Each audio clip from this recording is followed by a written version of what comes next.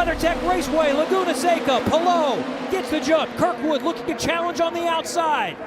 Nice clean start, but Kyle Kirkwood going big, deep into turn 2. Can he hold it side by side, that pink and black machine to the front? That's what I was talking about. Jam up Alex Palou. Kirkwood getting it done as Colton Herta and Alexander Rossi go side by side, and that is Scott McLaughlin in the red-white car off in the dirt early at the exit of turn 3.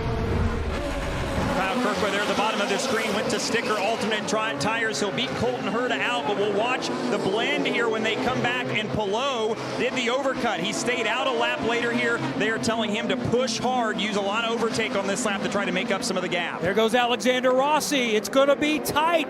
Rossi is in front. How about that? Gets ahead of Kyle Kirkwood, Colton Herta, and Felix Rosenquist. Lundgaard slotting in between Rosenquist and this man, Scott McLaughlin. And the lead trio is in the pits. Palou, Dixon, Grosjean. As we watch this battle sort itself out.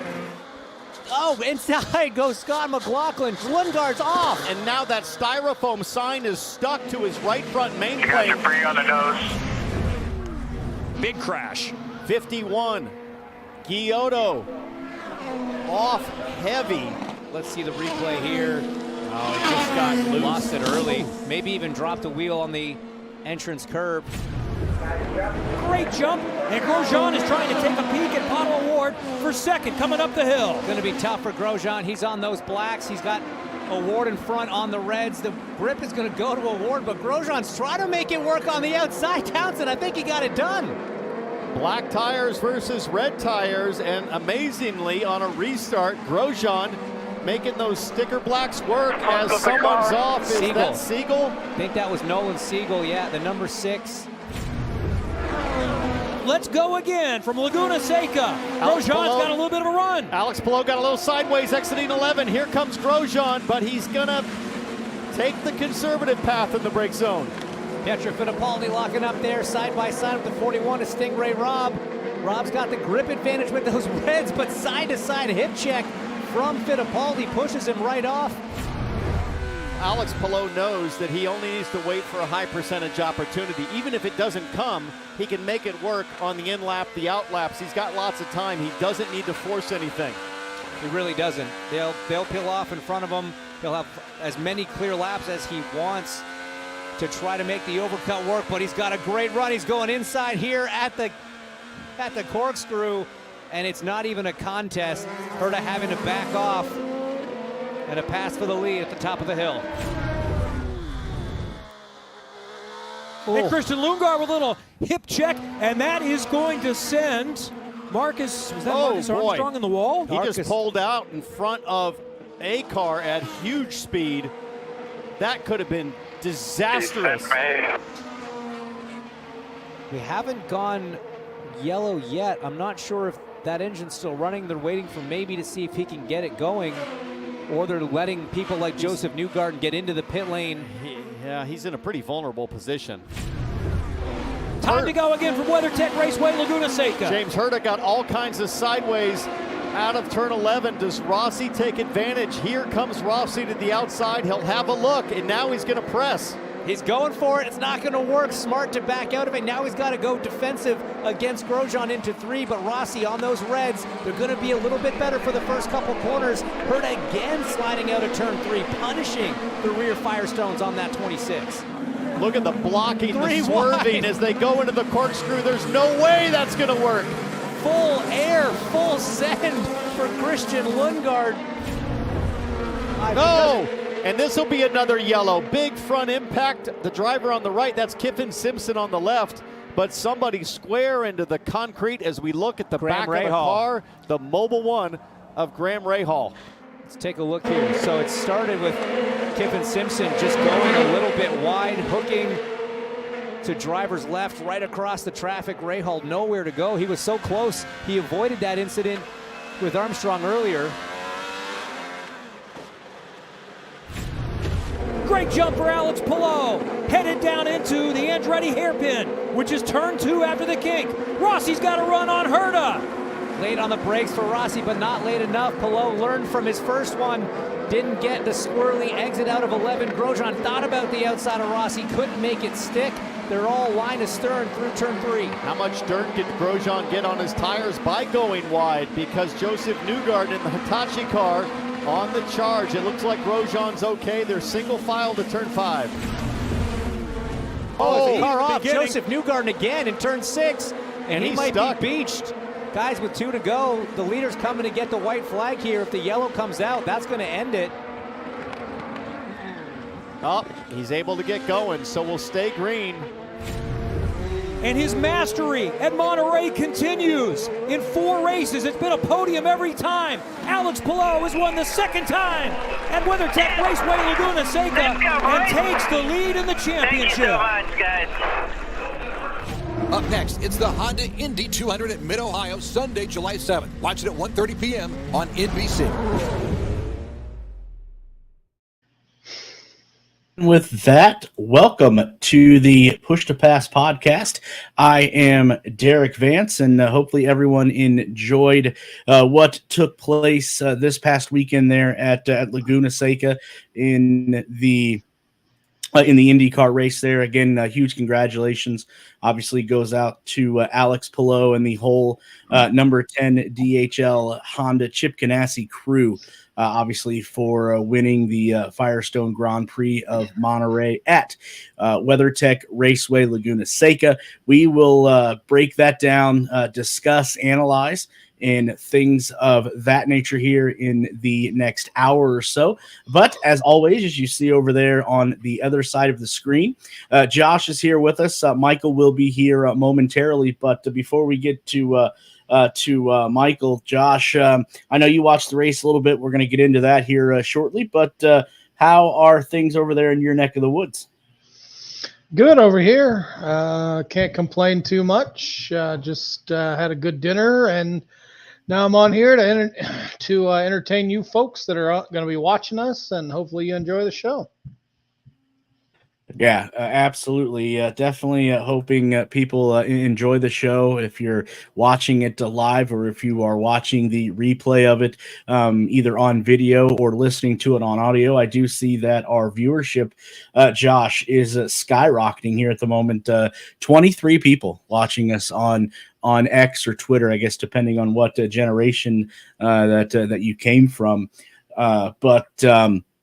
Let's get into what took place again. Like I said, there at Laguna Seca this past weekend. Obviously, we are going to be joined by Michael here. I know he had a prior obligation that he should be coming back from here momentarily, so we'll bring him in when he does get home and gets set up. Also, too, I know we teased that Lindsay Brewer from Indy Next of the number 76 Juncos Hollinger C4 Energy was going to join us. She had something come up today or this evening, so she can't join us, but I have confirmed that she will be here with us next Tuesday. So we'll be previewing Mid-Ohio, where me and Josh and Michael are going to be going to, and then we're also going to have Lindsay Brewer on as well. So definitely can't wait to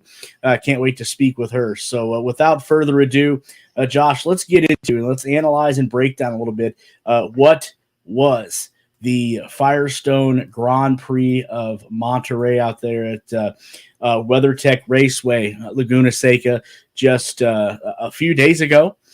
First and foremost, the takeaways that I have, obviously I have 5 of them. If you're new to the show, I will go through. We'll go through one by one, and then I love to hear and I'll ask the input, obviously, from Josh and Michael, because their input is spot on. Is definitely spot on, and sometimes they'll agree with a take, and sometimes they won't, and I think that's what makes this show very unique, is we have 3 different differing opinions.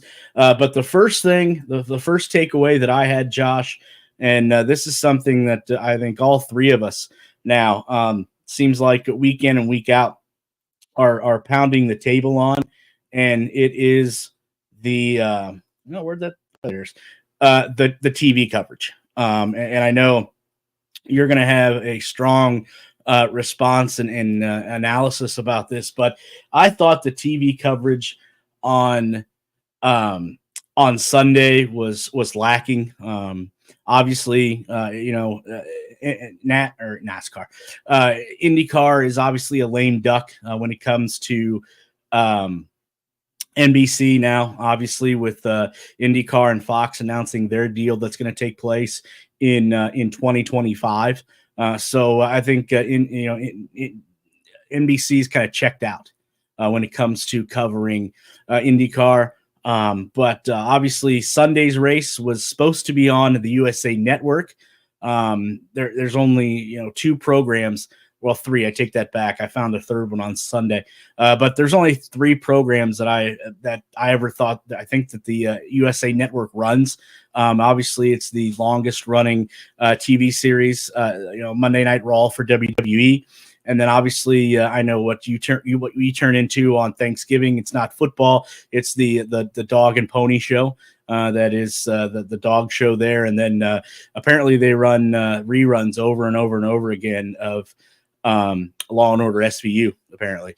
But obviously, due to the rain, the NASCAR race, which was scheduled ahead of the IndyCar race on the USA Network, was in a rain delay. So it was decided from the powers that be that IndyCar would move to Peacock. Obviously, it's on there week in and week out. But the other channel that the powers that be decided to move the IndyCar race to, that I didn't even know still existed, and I couldn't tell you a single program that is on this channel, is CNBC. I didn't know that still existed, and I don't even know, Josh, how many people exactly know what CNBC is. So you're going to put an IndyCar race on basically a channel that is designed for financials. Is basically what happened there. I believe this was a terrible decision on both the NBC powers that be and IndyCar's part, especially if this sport is looking for ratings and eyeballs. Putting your race on CNBC, yeah, definitely not a great look. And then I had to find this out through secondhand knowledge, but at the conclusion of the IndyCar or the NASCAR race, the USA Network, instead of switching over to the IndyCar coverage like it was originally intended for, they went on to run rerun programming instead. So I'm pretty confident in saying that with the IndyCar moving to Fox next year, Josh, that Fox will not pull the shenanigans that NBC did this past weekend. Well, I also don't think that's going to happen. My first question would be to the NBC network and their affiliates. Why would you schedule 2 races with 2 different series on the same day, just hours apart from each other, when you know that Mother Nature could come a call and then you have to make the decision where you're going to move stuff? Why would you put both of them on? Why not put one on NBC, one on USA, or make just one strictly Peacock? Like I guess the IndyCar. My other question would be, had IndyCar not have already announced that they're going to Fox, would this have happened? Would they have moved maybe NASCAR to Peacock because they were in a rain delay, and then moved and then let IndyCar be on on USA as it was? To me, this is a gross piece of negligence on NBC's part. They have sour grapes, so they're like, you know what, we're just going to relegate them to our business part of our network. And I can understand why they didn't move it back to USA. They figured that the IndyCar was so far into the race when the NASCAR had ended that they were just like, why why make our viewers have to move once again?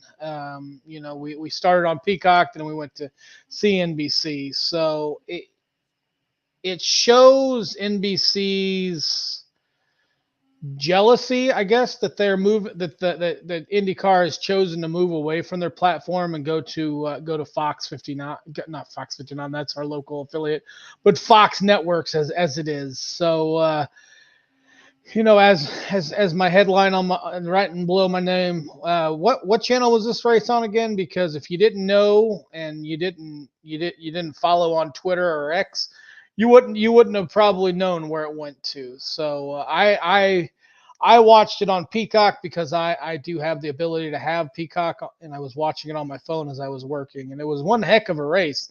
If you missed it, it was one heck of a race. There was crashes and there were other stuff, but there was also good racing. So Michael, as I see you've joined us and you seem like you're not out of breath. I would have been totally out of breath and not been able to probably make it onto the show after a 5K. But what were your thoughts on the whole network debacle?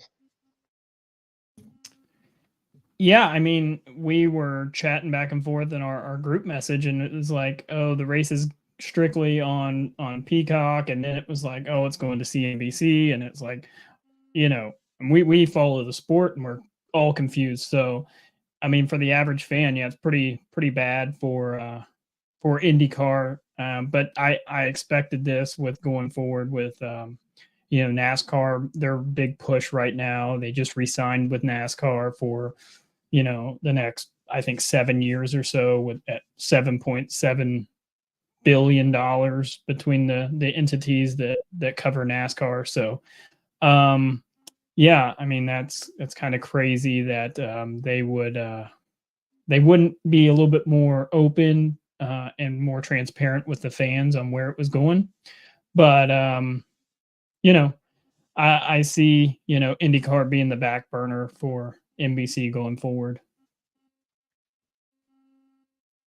Yeah, I think Michael, I think you're absolutely right. This is NBC's way to kind of stick it to IndyCar. But you know what? We got 9 races left, and then IndyCar will be on Fox, or again, like I mentioned, and I don't know if you caught the tail end of that, but I'm pretty confident in saying right now that Fox won't pull a stunt or the shenanigans that NBC did for this race this past Sunday. So next takeaway that I had, and I know Michael has one too, and I did not mention it.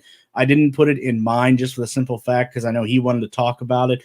But the next takeaway that I have, and I think a huge props, great day, I believe, for both Nolan Siegel and David Malukas. Now, it's been well documented of how the number 6 car for Arrow McLaren has been like a turnstile at Grand Central Station the past few years. But now with signing Nolan Siegel to a long-term deal, but again, with that number 6 car, what's long-term, it seems like that may be in the past because, newly signed 19-year-old Nolan Siegel in that aforementioned number 6 NTT Data Arrow McLaren Chevrolet completed his first IndyCar Series race on Sunday with his new team, Arrow McLaren, and hopefully there is more to come with that. I know Nolan did have a early spin, but was able to get the car back on the track in the right direction and brought home a top 15 finish, finishing P12. And then moving to David Malukas, and again, this is well documented as well. What a 2024 that has been for David Malukas. He came in with so much promise. Signing with Arrow McLaren. Can't wait to get him behind the wheel and see what he can do with that type of equipment. Well, then unfortunately he has the setback there right before St. Petersburg. And then, a few weeks later, obviously Arrow McLaren releases Malukas of his duties. So a lot of questions about what David's future is going to be. And then he ends up signing on with Meyershank Racing and the number 66 Arctic Wolf Sirius XM Honda. And he is obviously able to make his season debut, Obviously, it's not how he envisioned it, but nonetheless, he made it anyway. And, what a way for Malukas to get his career started with Meyershank Racing with a top 20 finish of P16. So kind of curious to hear both your guys' takes on both races. First for Nolan Siegel and David Malukas there on Sunday. Go ahead, Michael. You can go first. Okay, so I'll be the one that kind of stirs the pot a little bit. I'll give Nolan a little bit the benefit of the doubt. New team, kind of getting up to speed with Arrow McLaren.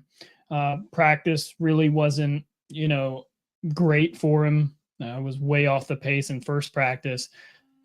Second practice, still kind of closer to the back of the pack, but catching up a little bit more. As he progressed, it got a little bit better. I do want to mention that, if you look at, we had multiple DNFs. I look at the drivers that finished behind him. Several of those had some late incident spins. Newgarden, Lundgaard had the half the foam on the front wing. So I think there's definitely room for improvement. He did make the best of the day. But when I look at the overall race weekend, there's definitely a lot to improve on. And then I go to David Malukas as well. Still, we talked about last week, how's that car going to perform as far as going, the past few drivers, Bloomquist and even Castroneves weren't great in the car. So can David come in and be quick and be on top of it and be close to Felix? And he was all weekend. First practice was a little off, but he caught back up, qualified in the top 12 and was running right there with Felix before, I believe it was contact with Power. And when him and McLaughlin got together and he got a puncture there towards the end of the race and really set him back, I think he was going to end up right there, probably P10, P11. So good weekend for both of them. They both have a lot of improvement. I wouldn't say a lot of improvement, but definitely improvements going forward. And, like we've all talked about, this is new teams for them. And, just trying to get, accustomed to the car. So. All great points, Michael. I will admit that I was more focused on the front than I was on some of the cars in the back. It was good to see Malukas finally being able to make it out on the track, and for not racing the entire year. It was a good, clean type of race for him.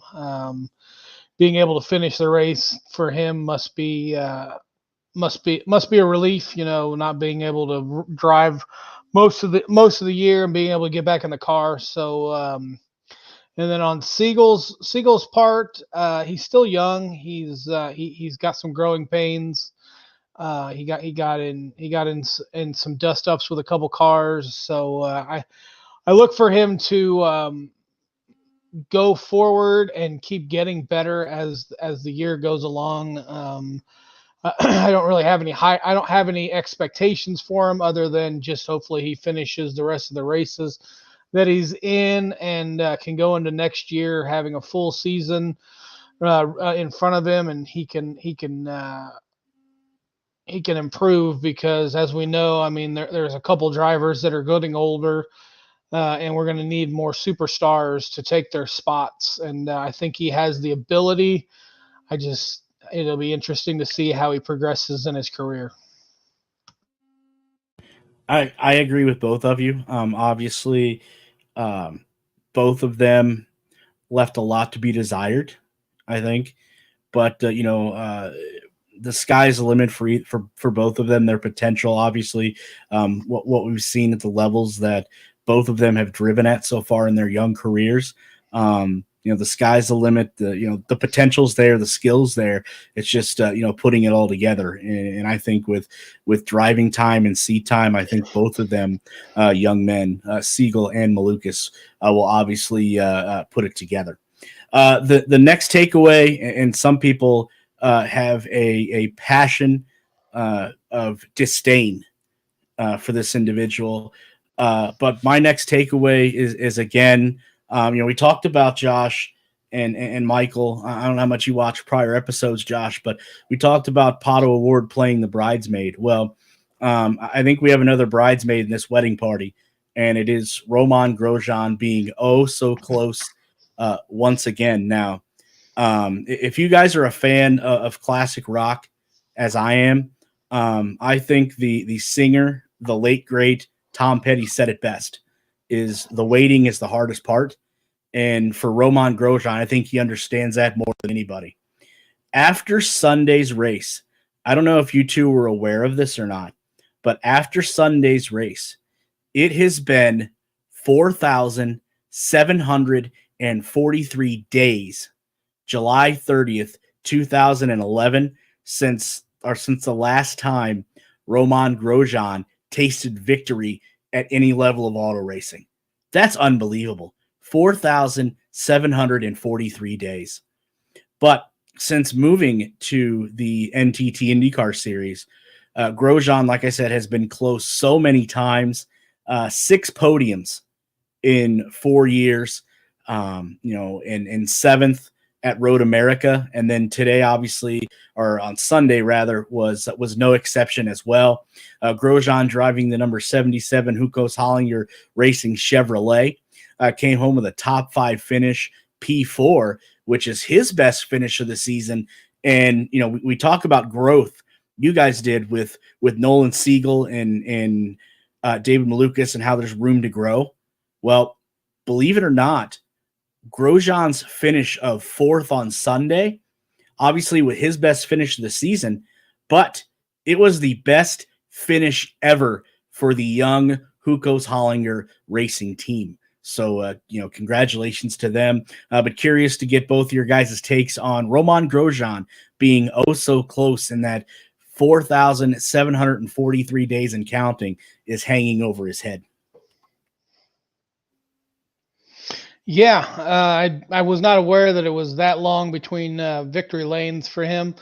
It was interesting to see him up there competing for the top 5, top three finish. And if hopefully Hunkos Hollinger has him locked up for a little while in a contract, because come silly season, I know there's going to be maybe the Ganassis or the McLarens or just Arrow they're looking for up and coming drivers. And if he keeps on showing out the way he is for Hunkos Racing, he's definitely going to be a top free agent whenever his contract is up.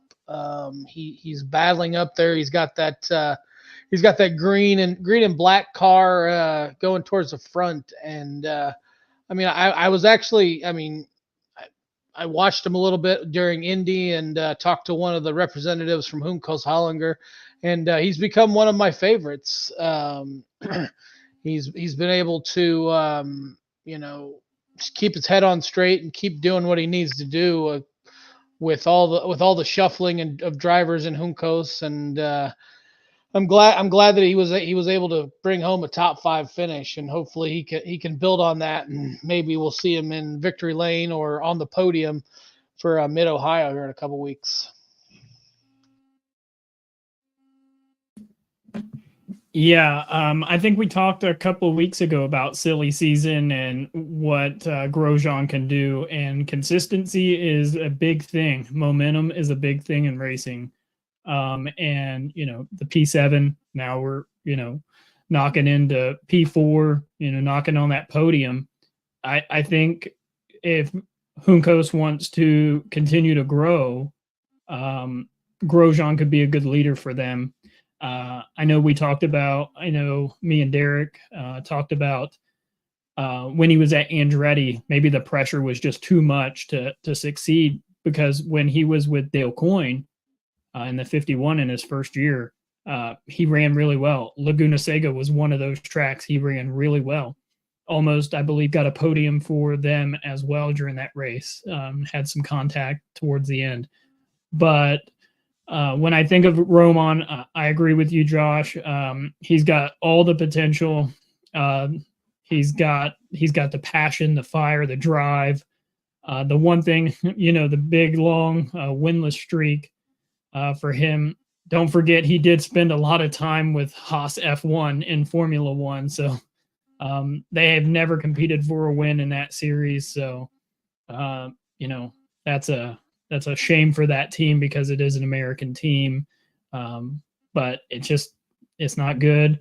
It wasn't a good environment for him, obviously leaving that team and coming to IndyCar, which I think he's a great presence for IndyCar.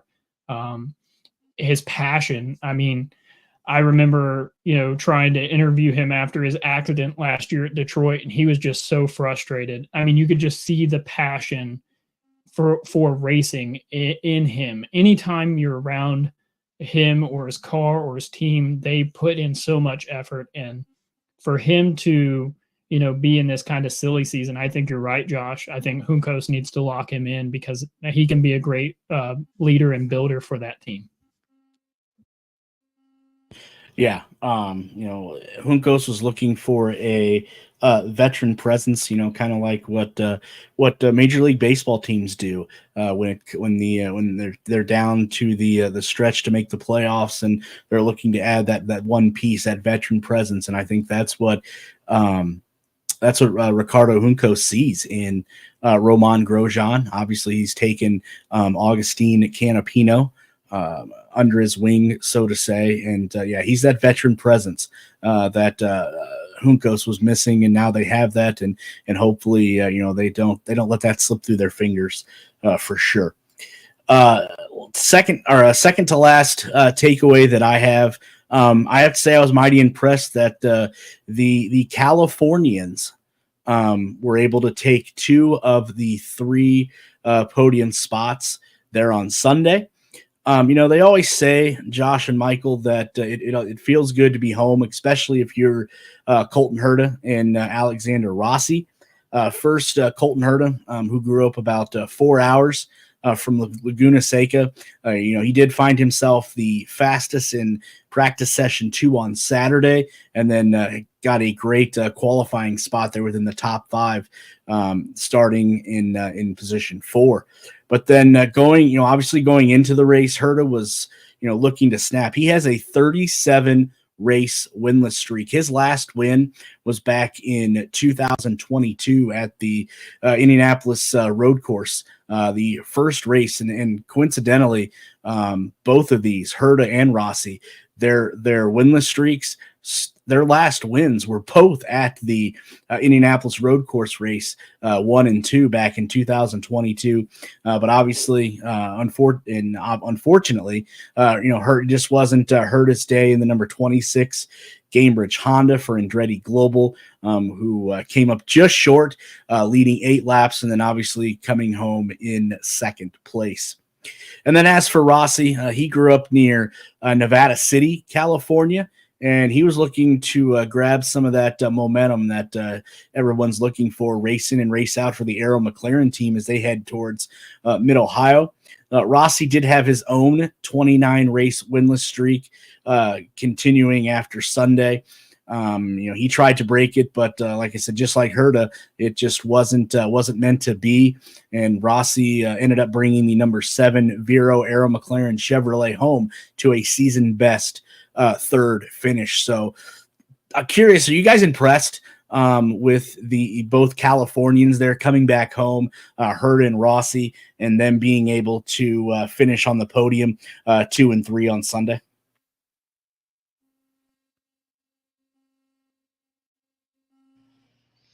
Go ahead, Mike. You can take that one.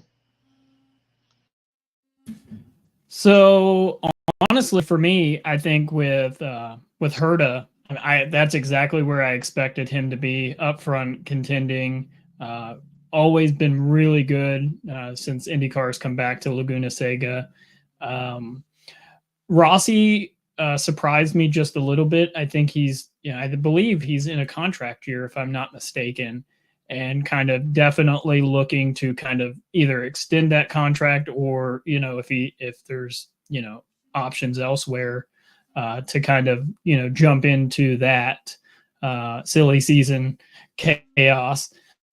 And for me, I don't know if either one of you can clarify, but when he was interviewed post race on Peacock, it kind of sounded like he was a little aggressive towards Kevin Lee. I'm not sure, and that and I know we all cover motorsports, but like the media is there to kind of get your story, and when you're kind of throwing jabs at them, or you're not really wanting to cooperate, it kind of rubs people the wrong way, like, because the fans want to know what happened, or they want to know your insight.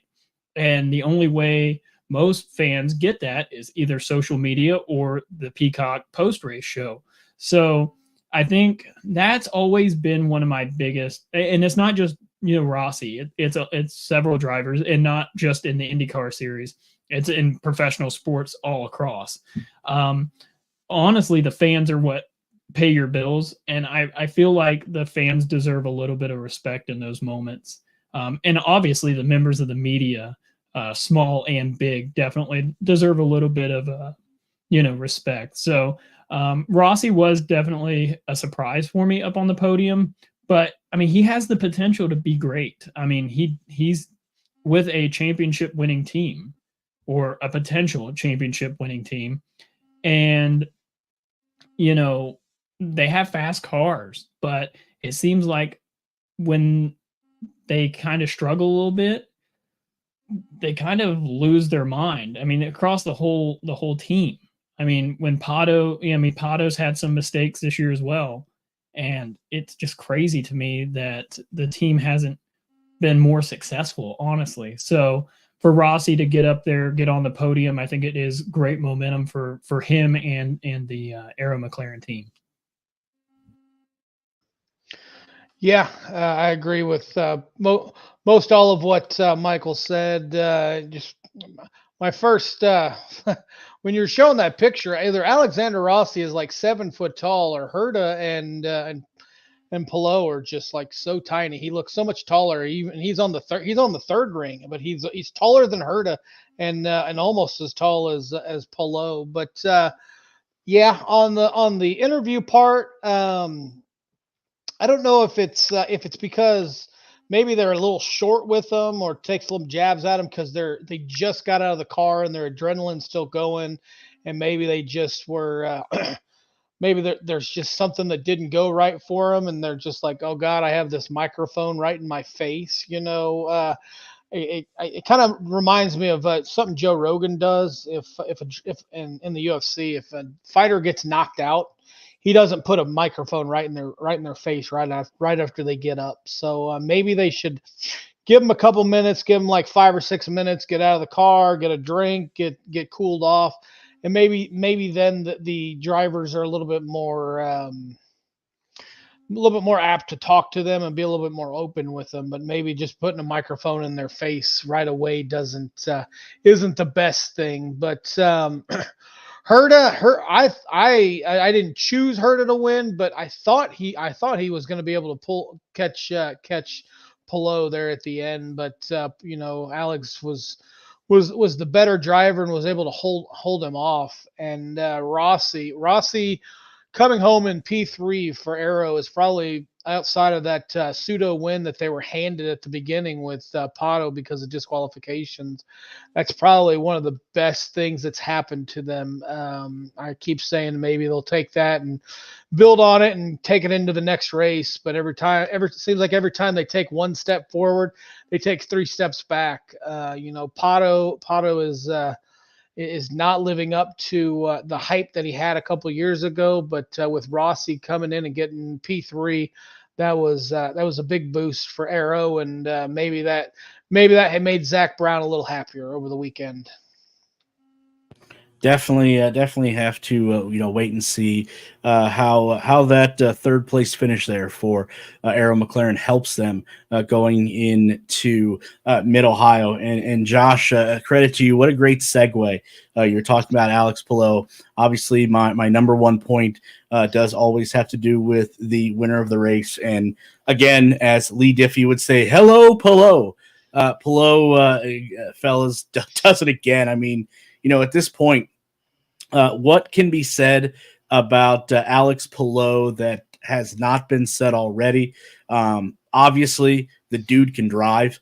I think there's no question there. And then, if you are questioning his driving, well, just look at the back. Go buy you a pack of the NTT INDYCAR Series trading cards and look at his stats on the back, because that's going to prove it. Palou earns his second win in the last 3 years at Laguna Seca, while also collecting his second victory of the season, and most importantly, regaining the championship points lead by 23 points with 9 rounds left. Now, if you don't have in front of you the back of Alex Palou's racing card, I can't say baseball card, I want to say that, but it's not. Listen to these stats, and I'm a huge, and you can ask Josh and Michael, I am a huge statistics guy, but in 5 years in the NTT INDYCAR Series circuit, here's what Alex Palou has done. In 72 starts, 11 wins, 5 poles, 2 NTT INDYCAR Series championships, 29 top 3s, 37 top 5s, and he has led just under a total of 800 laps.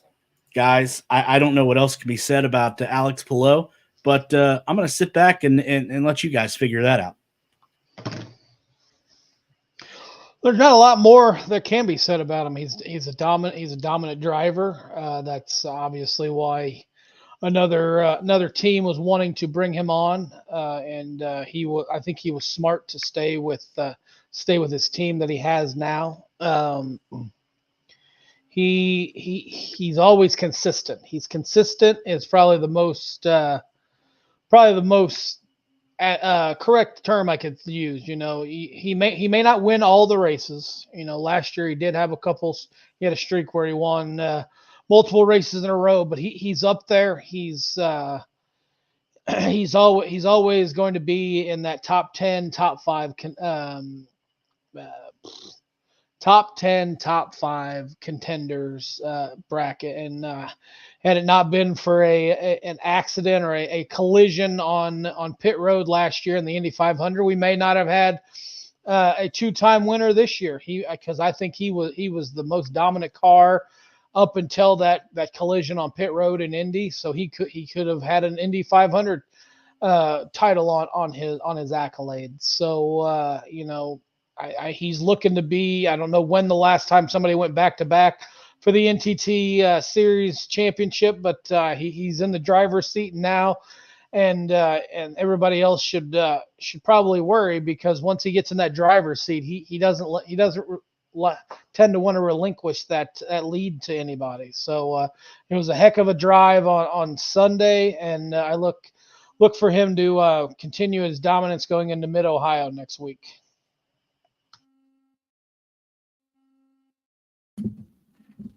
Yeah, I mean, Josh, you're spot on there, because Palou is always there.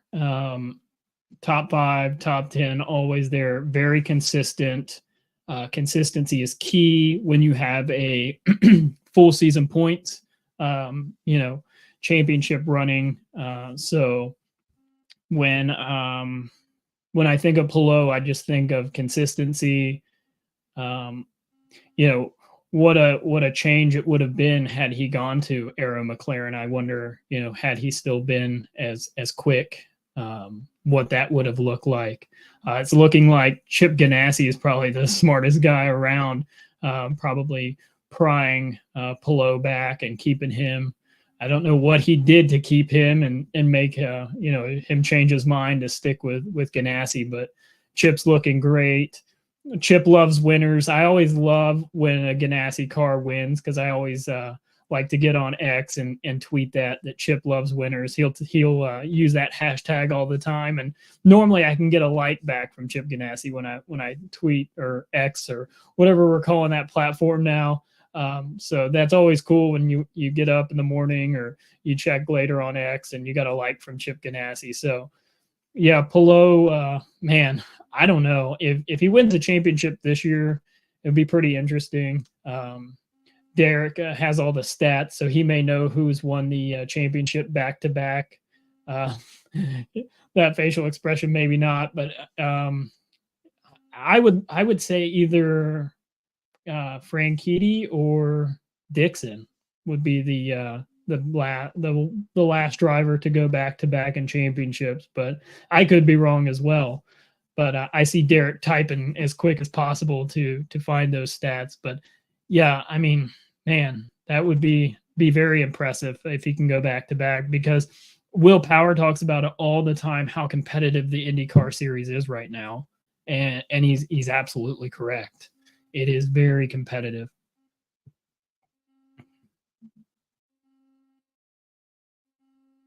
See, you caught me in the middle of trying to research that, and I have not come up with that yet. But if somebody in the chat there that is watching, if they know, drop that in, because that might be something I'll have to definitely dig into. But before we get away from here, and I see Mike is set to join us here shortly.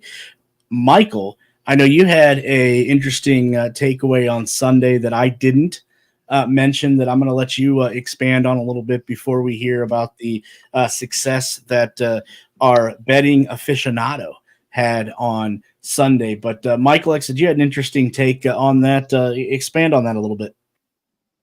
Okay, before we get to that, Josh, what's the answer? Dario Franchitti. Okay. 09, 2010, and 2011. He was a three-peat. Oh, I think those were the years him and Power were fighting tooth and nail for it. That is correct. Sorry, I found that on Wikipedia. Oh, yes, one of our favorite go-to sources to get into a late night run on. But yes, Derik, you had some great points in your takeaways, and you asked if we had any, and mine was this strategy. One thing I love about the IndyCar series is the multiple tires, and just when cautions come out, your pit strategy, things like that. So you had Palou on one strategy and you had Herta on another. And for them to come out, and I know there were some late race cautions and things like that, but for them to be on two different strategies and finish 1-2, it just goes to show yet again how close the IndyCar series is. I mean, you're one pit stop away. You've got to execute on pit road. It's absolutely from the start of the race to the end of the race. You got to keep all four tires on the tarmac, and you got to keep all four tires going on and off the car as quick as possible, getting the fuel in the car, because when you're battling some of the best drivers in the world, you've got to go. And I love how both of them were on different strategies with the hards or the reds and the black sidewall tires, because it was just so phenomenal. And Herta putting down fast laps, and then Palou would get out front and just blister laps. And I honestly believe that had it stayed green through all that Palou was on the better strategy because he was the faster car. But the strategies in IndyCar series are just absolutely phenomenal. Yeah, it was interesting to see how all of those played out, and I know it almost worked strategically, like you said, for Joseph Newgarden right there towards the end, but it just wasn't wasn't meant to be there, as Alex Palou does take the win on Sunday and take over the points as well, and his odds now obviously have shot up tremendously to win the series championship. But I'll let someone else expand on that a little bit.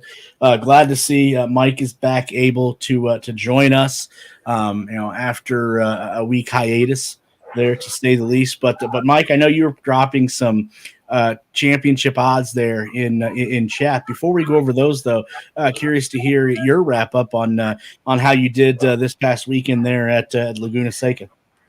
It was fun to bet. Just what Michael was talking about. Like, I had a big bet on Herta, and it was hard to bet because Palou is such a huge favorite to go in, and then he wins the pole, becomes even a bigger favorite. And it's hard to bet guys at like under 3-1 in IndyCar, because the series is so tight, crazy stuff can happen.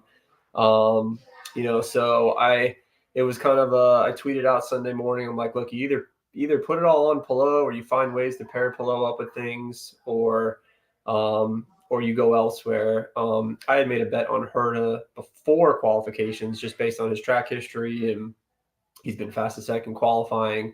So I had him at 12-1, which I thought was a great number, and he ended up plummeting down to like 4 or 5-1 because he qualified third.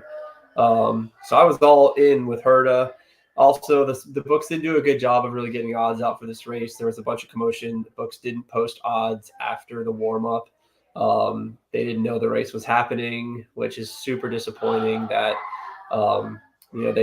people were asking for odds on Twitter and calling up customer services, and they were telling them, "Well, you mean the race has already started?" We're like, "It doesn't start till 6 Eastern. What are you talking about?" But from the betting standpoint, yeah, for me, I did pair Palou with Verstappen to win Spanish Grand Prix, whatever the F1 race was.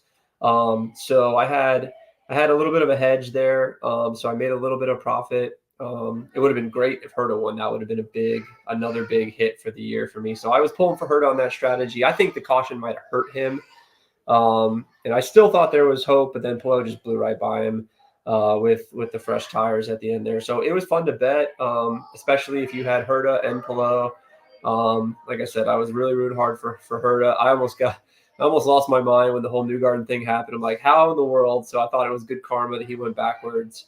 But yeah, I mean, Palou, he's good, man. When he's on, he's on. He's now even money to win the title. Power dropped all the way from 9-1 to 5-1. If you remember, I recommended to bet Power to win the title before the Indy 500 at either 9-1 or 10-1. So that's a good bet still. I think he's still sitting second in the championship as Power. Maybe he's still leading. I don't know. He obviously, him and McLaughlin getting into it at the end, like, man, I hope Roger yells at him for that because in the championship. So, now I think the championships, if I were to make a championship bet right now, the only person I could possibly look to is to invest in Joseph, because Iowa's coming up. He's going to win at least one of those races, like guaranteed, probably both. And I think McLaughlin will do well at those races too. So, yeah, the Palou throws a wrench in IndyCar betting. You have to I usually lean to betting top 3s and top 5s when Palou is just running away with races, because I'm just afraid. There's no fun. And it's hard to bet a guy 3-1 or under, but if he's going to win, it's a win to win. The cash goes in your account. Mike, I think you're absolutely right when you're talking about, if you're going to put a bet in for the championship and putting one in on Newgarden, because like you said, Iowa's coming up twice, and we know how well Joseph does at ovals. Iowa, don't forget Milwaukee twice, and Nashville is a oval. So definitely it's right there within Newgarden's reach. So like I said, he's got the tracks that he dominates on coming up right in his wheelhouse. So I think you're absolutely right. But, I think Josh made a great point earlier that when Palou grabs the points lead, he keeps a firm grasp on it. So obviously he's not going to give that away, because he would be able to put back-to-back NTT INDYCAR Series champion, and that's just another feather in his cap. But yeah, if I was going to make a championship points bet and it wasn't on Alex Palou, Joseph Newgarden would probably be my best bet. Yeah, Joseph and Scotty McLaughlin are your two best oval performers. There are, like you said, 4 or 5 ovals left on the circuit. Palou's very good about just finishing races, so I like to bet him top 3, top 5. But the numbers on Palou are going to be super low. Like, the books know he's the man when it comes to IndyCar right now, and they're priced accordingly. And look, I'm happy. My goal will be to bet on the winner. Palou can come in 2nd, 3rd, 4th, 5th, win the championship. Great. Even though I have bets on McLaughlin and Award to win the championship, those don't, and Power. Those, the only one that looks good right now is Power. But he doesn't necessarily win the race. And if I can find a guy at 10-1, 8-1, 5-1, 15-1 that wins the race while Palou collects his points in the top 5 every race, then that's how I win money. So that's just a way to make the betting, maybe make the IndyCar races a little more fun. If Palou's just kind of just showing up top 3 every race, you can still find top 3s and top 5s and find some winners. So hopefully that's great. Like, the sports books probably don't know that Palou is not awesome at ovals, so maybe we get Joseph at a better number in Iowa. If Joseph's way down in the points, like that would be full send if the sports books give us like anything above 2-1, 3-1 for Joseph at Iowa. So we'll be looking at that, and then there's still plenty of races to go to make a bunch of money, and hopefully we get more options in the sports books to know when the races start. Michael or Josh, anything for Mike before he gets on out of here? I just can't believe the sports books didn't know that the race started at 6. They know a table tennis tournament over in Hong Kong starts starts at 2:00 in the morning, but yet they don't know that a race that's close to Vegas, close. I mean, you're within driving distance, within 5 hours. They didn't know that it started that late. That's just insane. I get promos to bet table tennis. Let's put it this way: I have never ever gotten a email or a alert or a promo to bet an IndyCar race. Well, I probably get one a day to bet table tennis. So it's a little ridiculous. And darts, that's another one that I get promos for. And look, I still think that's IndyCar's fault. They need to partner. I'm hoping maybe Fox maybe that's the key to unlocking some of that, because Fox does a ton of stuff with when they, with their racing that they were in with betting. So I thought NBC would do it. They try. It's just, you have to actually want to. So man, maybe it happens in the future, but yeah, the sportsbooks don't, like, there was a big controversy this week. Sportsbooks didn't know how to grade Rossi's top 5. They graded his top 3 as a win, and they graded his top 5 as a loss. And my Twitter blew up with people like, "What do I do? What happened? Caesar's got it wrong." And it took a little bit for them to understand that if the guy came in 3rd, his top 5 bet also cashed. So that's just because they don't, know IndyCar. So, every time I think we're making progress, sometimes we take a step back, like last week's race. So we'll see, man. A lot more people engaged in the betting side of it. It makes the race so much more fun. Throw a couple bucks on it. It's such a mainstream thing. There's hundreds of millions of dollars involved with DraftKings, FanDuel, Caesars, MGM. So I think it could help grow IndyCar if people get their arms around it. So we'll just keep talking about it and see what happens. Mike, good stuff as always. Look forward to seeing what you have next week for us for Mid-Ohio. So we'll let you get back and do some research, and we'll talk to you again in about a week's time. All right, guys. Have a night. Good stuff there for Mike. If you're not following him already on Twitter, shame on you. His Twitter handle there is rolling across the screen as we speak. All right, we went through. We did our takeaways there, and then Michael added one there with the strategies, which I was going to let him do because I knew absolutely nothing about that, but I did find it interesting. Let's take a look now at the results from the race if you have not seen them already. Obviously, as we said, the race winner was Alex Palou, followed by Colton Herta, Alexander Rossi, Roman Grosjean, and Kyle Kirkwood were your top 5. Then it was Scott Dixon, followed by Will Power, Pato O'Ward, Santino Ferrucci, and Marcus Ericsson round out the top 10. Then it was Felix Rosenqvist, Nolan Siegel, who we talked about earlier in the show, Christian Rasmussen, Pietro Fittipaldi, Christian Lundgaard, David Malukas, again, who we talked about earlier as well, Lunas Lundqvist, Augustine Canapino, Joseph Newgarden, and Stingray Robb, Josh's favorite driver, there rounds out the top 20. Then it was Scott McLaughlin, Marcus Armstrong, Kiffin Simpson, Graham Rahal, Jack Harvey, Renus VK, and Luca Guido round out the 27 drivers that made up the field on Sunday. Taking a look at the newest point standings there as they stand. Obviously, Alex Palou, as we've talked about here, is your points leader. Then it is Will Power, Scott Dixon, Colton Herta, Kyle Kirkwood, Pato Award, Alexander Rossi, Scott McLaughlin, Joseph Newgarden, and Christian Lundgaard round out your top 10. Then it is, Felix Rosenquist, rather, round out your top 10. Then it is Christian Lundgaard, Santino Ferrucci, Marcus Ericsson, Roman Grosjean, Marcus Armstrong, and Graham Rahal round out your top 16. And I didn't put the rest of the slides on there. Look at that. 17 through 25, as that is going to load, and it may take a little bit of time, but it is Rinus VK, Lunas Lundquist, Pietro Fittipaldi, Kiffin Simpson, Kiffin Simpson round out your top 20. Then it is Augustine Canapino, Christian Rasmussen, Stingray Robb round out your top 23. So, fellas, from the results there on Sunday and the point standings as they speak, or as they stand, rather, anybody stick out to you that is having a season that may be a little bit under the radar, or maybe having a bad season that the expectations were just a tad bit too high for them at this point?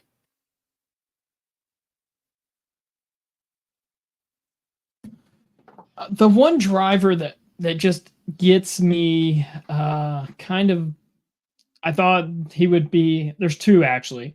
They're both towards the back half of the field. That would be Marcus Armstrong. I had higher hopes for him so far, and he's just kind of been lackluster.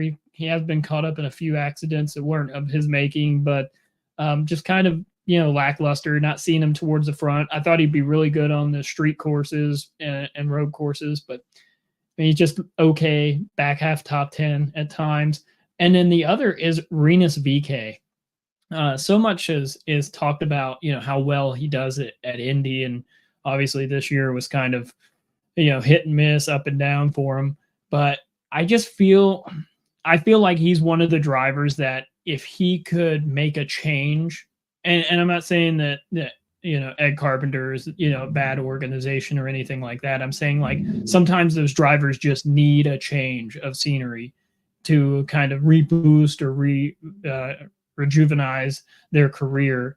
I feel like he would be one of those drivers that I would kind of look at and say, hey, let's see what he can do, and maybe even a little bit better equipment if he could bring some funding or things like that. So those are two drivers that absolutely kind of underwhelmed me this year so far.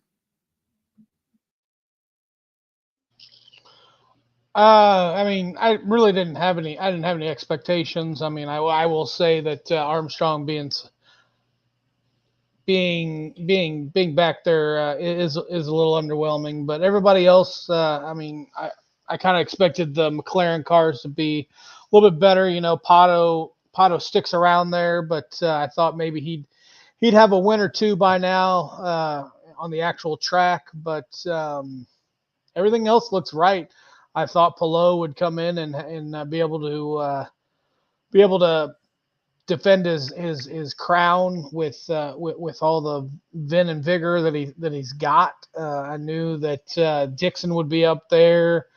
All the wily veterans are up there, but everything looks about the same, or how I would imagine it would go.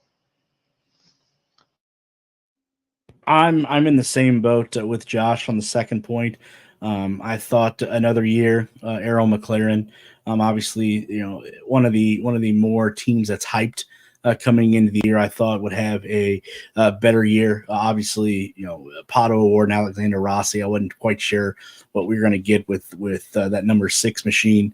But yeah, I thought Pato Award would be. Obviously he is towards the front of the point standings, but I thought he would be closer than what he is. And Alexander Rossi, being the veteran of the team, I thought would be fighting as well. So we'll have to see how everything shakes out. Again, we still got 9 rounds to go, but we'll just have to wait and see how everything plays out.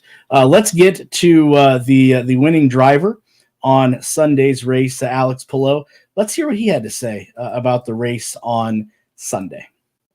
On pole, we know how you love coming to California and getting great results. You take control of the championship standings, but it wasn't as simple as all that, was it? No, it wasn't. I did a terrible execution at the beginning of the race, lost the lead, then lost a couple of places again after our first pit stop.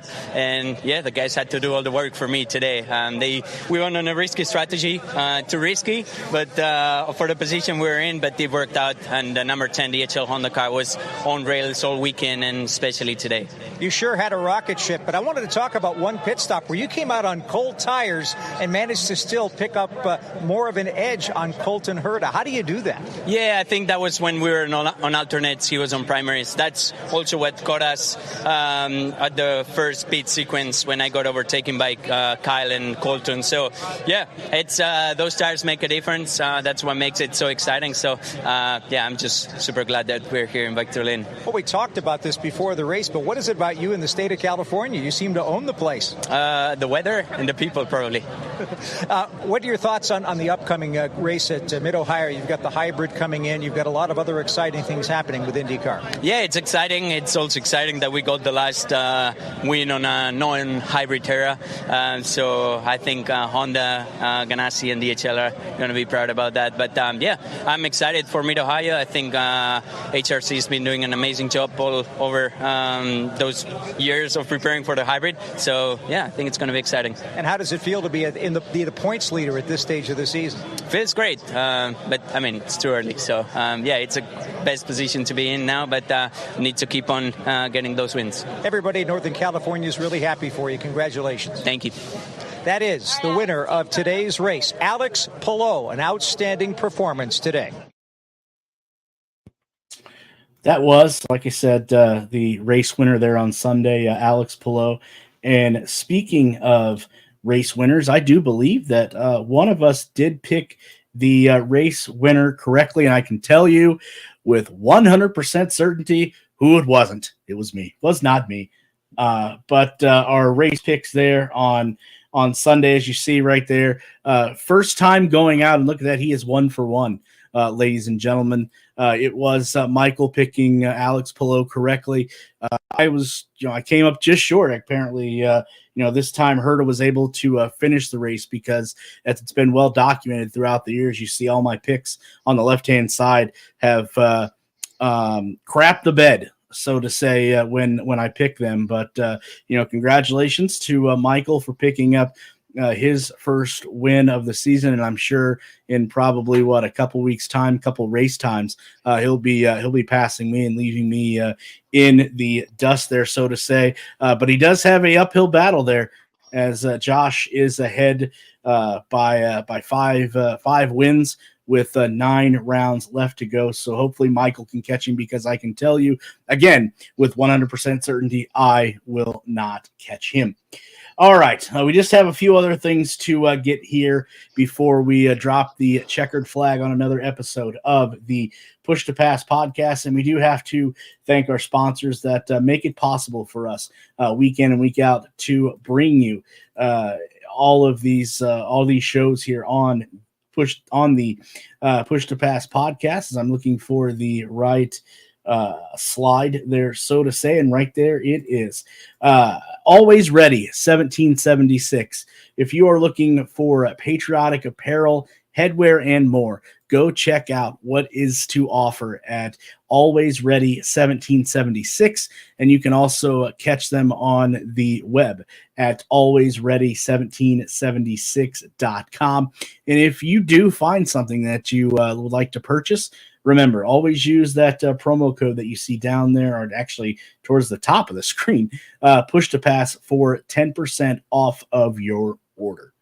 Also to Gettum Associates, and I need to change their logo because actually they just changed it a couple weeks ago. But for all your home design, build, and remodeling needs, remember, it's Gettum Associates.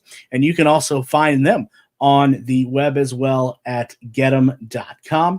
And if you do choose to do a remodel of your home and you go with their services, you will receive $250 off any design service by mentioning Push to Pass. So huge thank you both to Always Ready 1776 and Gettum Associates for being sponsors of the Push to Pass podcast. All right.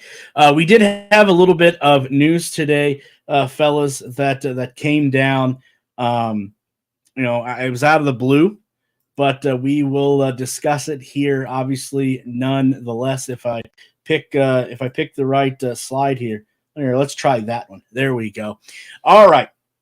It seems like to me, and again, this is just me, but let the merry-go-round begin at Dale Coyne Racing once again. And what I mean by that is it was announced earlier this morning that veteran of the Indy Next by Firestone, well, it wasn't Indy Next when this gentleman was in there, but a veteran nonetheless of Indy Next by Firestone Racing Series, Toby Swery, I believe that's how that's pronounced, will be the next driver that will drive the number 51 entry for Dale Coyne Racing along with Rick Ware Racing. And Toby will make his NTT INDYCAR Series debut when the series resumes racing on July 5th at the Mid-Ohio Sports Car Course for the Honda Indy 200 at Mid-Ohio, presented by the 2025 Civic Hybrid. Now, the Englishman, who is currently racing in the WeatherTech Sports Car Championship, like I said, would be making his NTT IndyCar Series debut. But, however, he does have some experience at Mid-Ohio from his days in the Indy Next by Firestone, like I said, formerly of Indy Lights. That's when he was in that feeder series.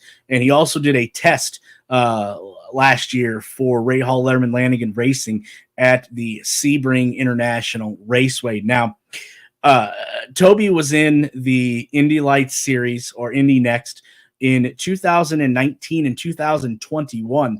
So he did end up racing 4 times during that 2-year span at Mid-Ohio. His starting and finishing position average was 5th, and his best finish in Mid-Ohio came on July 28th, 2019 at the Cooper Tires Grand Prix of Mid-Ohio, where Toby finished 2nd.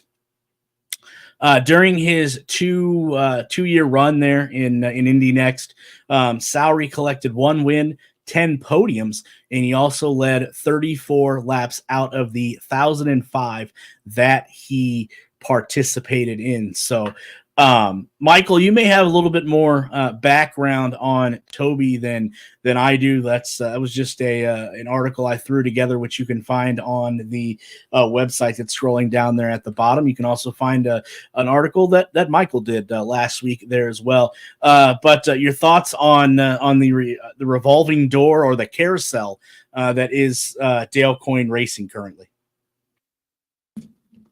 It's just. It has to do with funding. I mean, there's no two ways about it, because where they find, it's like they just like put all the drivers in a hat and say, let's draw and see who's driving the car this weekend. We talked about it before. The consistency, you can't build an organization like this. That's why these teams go out and find drivers that are in their cars every single weekend, because you can build an organization. Now, is this something that, is just trying to get, Dale Coyne through this season to where he can get some, full-time drivers? Let's hope so. Because it's just every week we're trying to figure out who's driving the car, half of them are trying to pronounce their name. And it's just, it's chaos, not only for, us as media, but fans as well. They're like, we want to root for somebody. And, maybe you like, we know Catherine Legg's going to do the oval. So you're like, okay, we'll pull for Catherine Legg. And then you're like, well, where is she at? Some of the fans might just tune in. They may be a casual viewer and be like, well, where is she at this week? Oh, there's someone else in the car. So for me, it's just, there has to be some sort of funding coming along with the drivers that are getting into these cars. Other than that, I don't have much more to say. It would be nice, to even, talk with Dale and say, like, is this like your future plans going forward? Or are you trying to find a driver that can fill both these cars at a permanent, rate going forward to help build the organization back up. Because even last year with Stingray, Rob and David Malukas, they were more competitive than they are now.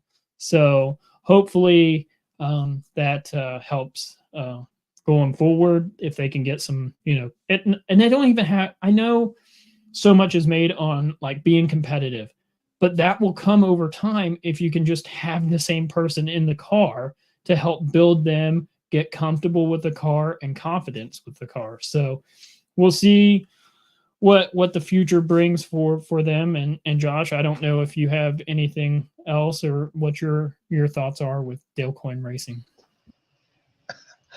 I mean, it was like I said earlier in our group text. I mean, it's like you said, you're just throwing drivers in there to see. It's kind of like you're throwing something against the wall to see what sticks.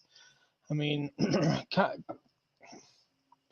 I don't know why they bring these drivers in so late in the season. Maybe, I mean, if you want to see what they can do, put them in a test. But putting them in a car that they haven't driven in quite some time, and I know they're probably getting simulator time, or they may be getting track time somewhere on a practice. But to throw somebody in and expect them to, produce, it's probably helping some of the bottom feeder drivers because they know, hey, we got somebody else that's coming in that I might not be as bad as, because this person hasn't been in an IndyCar in so long other than testing. I don't know. Dale Coyne, they've got to figure out what they're doing and stick with it. I mean, you can't keep pulling drivers in and out because, like you said, you need to build a base for a driver, and by pulling drivers in and out and not knowing who's going to be where next, I mean, you can't build a fan base off of that.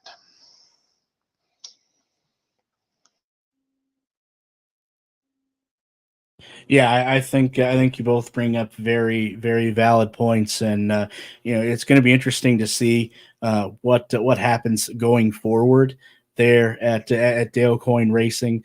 I thought, and I was going to put it in the story, and I didn't. Let me see if I can go back through X real quick, because I know Nathan Brown when this news was announced this morning put out an interesting tweet.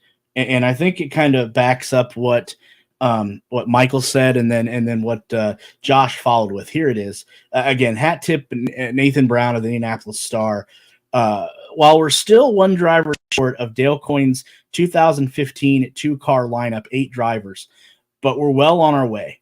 In 2015, ready for the drivers that Dale Coyne used in 2015. Pippa Mann, Carlos Herretas, Rocky Moran Jr., Connor Daly, Rodolfo Gonzalez, Tristan Valter, who's raced this year, Francisco Dracone, and James Davidson. Now, in 2024, here's the list of drivers Dale Coyne has had race for him: Jack Harvey, Nolan Siegel, Colin Brown, Luca Giotto, Catherine Legg, again, Tristan Valter, and now Toby Soyar. So, yeah, I don't know what to make of this. I don't. But Michael had an interesting point when we discussed this in group earlier about just trying to find someone that's bring funding in, and I made the point. Well, apparently nobody is, because if they were, they would obviously stick with them. So I have no idea what at the end of the tunnel, so to say. But at this stage, it remains dark in my eyes, and I don't know how many other people's. But fellas, I think that about wraps it up for another episode here of the Push to Pass podcast. Before we get on out of here and give our fair dues, either one of you two have anything else that we need to touch on that we might have missed here before the checkered flag drops? Other than me thanking all the viewers on X and YouTube, I think the most we're at 55 viewers on X, and that's awesome. I mean, I could never imagine having that number. So hopefully one day we can get to triple digits. And I attribute this to Michael. It wasn't until Michael came on that we started hitting these numbers. So you got a big following, Michael. Thanks. No, that was just all the people that were in front of me in this 5K earlier. But yeah, all the followers that are following and watching us get on here and talk IndyCar. It's great. We enjoy the series. It's fun to do this. I still thank both you guys, Derik and Josh, for inviting me on and bringing me a part of the Push to Pass podcast family. I look forward to this every week. My wife is also excited because I get out of her hair for a little bit, but she knows how passionate I am about racing, and for me, it's that's all it is. It's helping to connect fans to learn more about the sport or even get into the sport, because us here, we have to push each other down to help the younger generation. We have to bring them up and teach them racing, because if we're not teaching younger fans about the sport, it'll die. So that's one thing that always has stuck with me is to help reach the younger fan base. So that's all I have for this evening.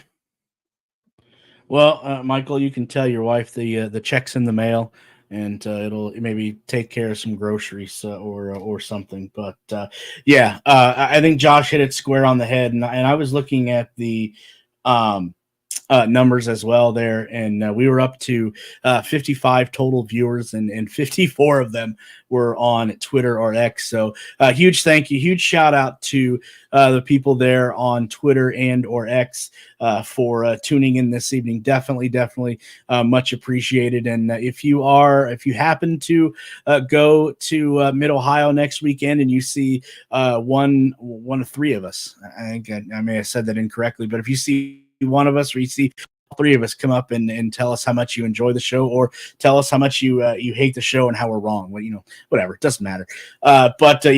Huge thank you to everyone that tuned in this evening and everybody that will listen to the replay, video or audio.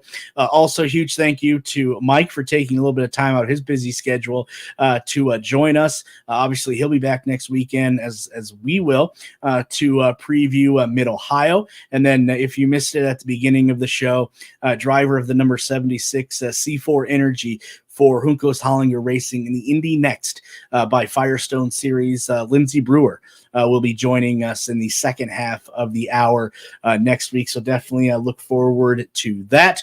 Also, huge thank you to both of the gentlemen in the box with me there, Josh and Michael, for taking time out of your day, obviously, to enlighten us and make us more aware and knowledgeable when it comes to fans of the NTT IndyCar Series. So for myself and Josh and Michael and everyone else here that makes up the Push to Pass podcast, we will be back in 1 week's time to preview the Honda Indy 200 from Mid-Ohio. Until then, so long, everybody.